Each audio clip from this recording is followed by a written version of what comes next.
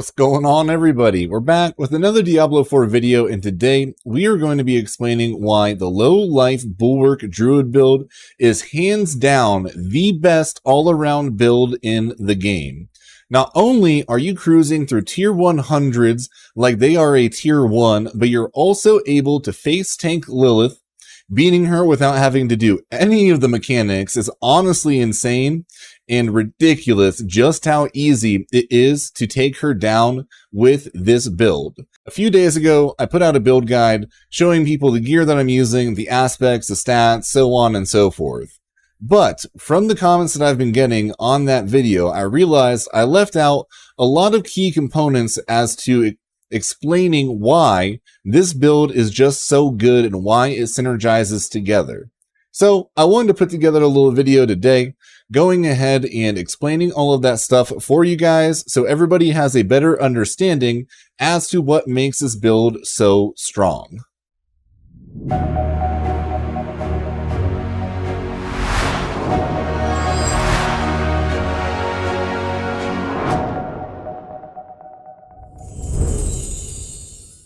Alright, first let's go ahead and explain what damage reduction while injured is. Now, damage reduction while injured is the only stat going into Season 1 for damage reductions that wasn't nerfed. So, on an individual piece of gear, you can have up to 41% damage reduction while injured.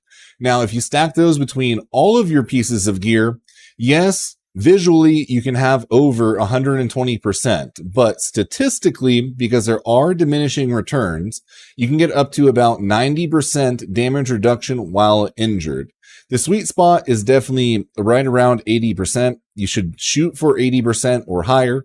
This build will work with about 75%, but it doesn't feel quite as god tier. But once you get to that 80% damage reduction while injured, to make the math make more sense for people. Now, you have 4,000 HP when you're under 35% HP. So under 35% is when you proc your low life damage reduction. So you're technically, since you have 4,000 HP, but you're taking 80% less damage, you have 5 times that effective HP, putting you at 20,000 total hit points instead of just that 4,000. This stacks though with another major change that came out a few weeks ago.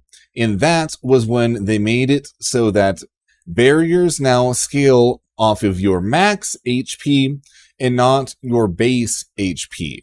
So then this also carries over when you pop your Bulwark for that barrier generation. So that is why you want to put max points into Bulwark. You want to have your 4 points on your chest for Bulwark, 3 points on your amulet, and then 2 points from the aspect, putting you up 14%, or it's not 14%, sorry, 14 total ranks to Earthen Bulwark, which will give you 95% barrier cap based off of your max HP. So just for easy math, we're going to skip out on 5% here, but say you had 10,000 total HP, not when you're under 35%, but just all around total. Now you're going to have a 10,000 HP barrier from your Bulwark as well, but the barrier also procs the damage reduction while injured, giving you 5 times as much, giving you 50,000 points total into your barrier from Bulwark.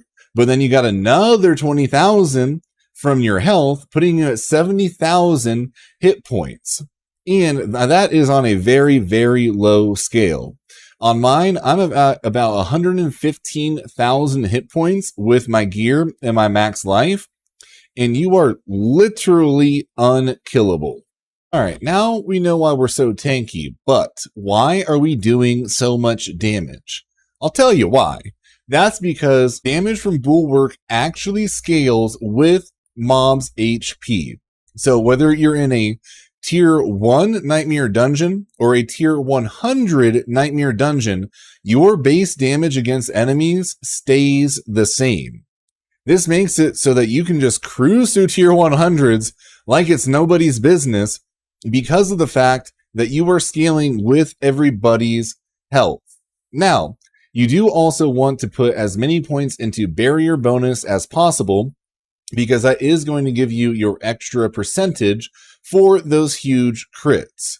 And this is why in a tier 100, you're critting for 100, 200, 300, 400 million, but then you go to a tier 1 and you're only critting for maybe 30 million.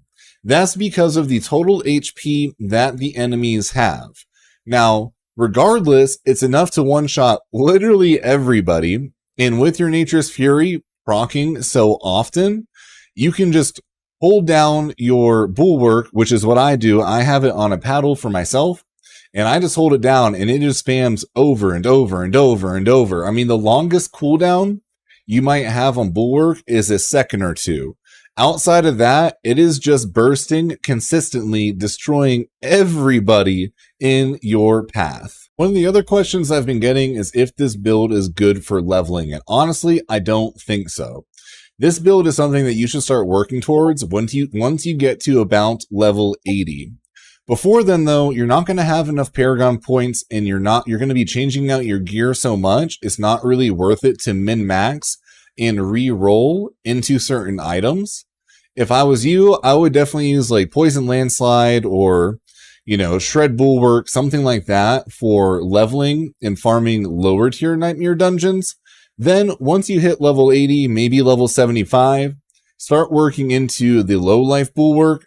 That way, by the time you're level 100, you will have all of the best gear and you'll be able to take down Lilith with no issues. For the Paragon board, there were two main questions. One is why the boards being in the order that they are is so important. To be honest, board 3 and board 4 are interchangeable. If you want to go to the right first, you can. If you want to go to the left first, you can. But those two boards need to be either 3 or 4. This is because the deeper you're going into your Paragon boards, the more points it takes to reach all of the rare nodes. Those two boards are the most important for the rare nodes and the bonuses that you get from them. And if you put them in any other order besides 3rd and 4th, if you put it 5th, 6th, or 7th, you're not going to be able to reach the maximum amount of damage from those rare nodes. So definitely make sure that you are putting those as 3 and 4. There will be a link to my build guide in the description and as the pinned comment. So the Paragon board thing will make a little bit more sense for you. And also, people are wondering, why am I not using Exploit? Exploit for me just isn't worth it for this build because I already have so much vulnerable damage proccing. And we have that vulnerable damage proccing from Hurricane, which is going to be cast all the time, and that gives us a 30% chance to make enemies vulnerable, but then on top of it, you're auto-attacking the entire time. You're auto-attacking to go ahead and get your cooldowns back faster, but your auto-attacks also have a chance of making enemies vulnerable. So I would much rather use the Spirit Glyph and get 80% more critical strike damage than use Exploit and make everybody vulnerable anytime I do damage to them for 3 seconds, because they should all pretty much be vulnerable anyways. But you're also only doing a max of about 20 to, I think it's like 23% extra damage to vulnerable enemies, versus Spirit, where you can max it out to 80 to 90% more critical strike damage. As for the rotation, it's pretty simple as far as the rotation goes. You literally just want to have it mapped out so that you are able to hold down auto attack and hold down your Bulwark, so that both of those are pretty much always going off. And then as Hurricane, Cyclone Armor, and Poison Creeper come up off of cooldown, you just want to be spamming those. There doesn't really need to be some masterful way of ordering it or anything like that, just because this build is so strong and it is so broken that the two main things is literally just holding down auto attack and holding down Bulwark. The rest of it is really just a bonus. You don't really need the vulnerable damage from the Hurricane and the CC damage. You don't really need the damage reduction from the Cyclone armor and the free bulwarks from it. You don't really need the poison damage from Poison Creeper, but it's nice to have. Literally, all you need to focus on is mapping it out so that you can hold down both your auto attack and bulwark and then comfortably spam between the other three. The last key thing to remember is make sure that you are 35% or less HP before you go inside of your tier 100 nightmare dungeons. Things hit so hard inside tier 100s, it can be very difficult to get yourself under that 35% threshold without dying and then maybe accidentally spamming a potion that will bring you back over that cap. So the best thing to do, sit outside of a dungeon, find just some random mob to go ahead and knock you down a little bit, get you into that 35% threshold, and then go into your nightmare dungeon. Same thing with Lilith, which it can be a little bit more annoying just because it is a bit of a run from outside of the city to then going to fight Lilith. But I promise you, the amount of times that you're going to wipe trying to get into that threshold versus just taking the 10 or 15 seconds to go and put yourself into the threshold is well worth it. But as always, I hope this video helped you guys out.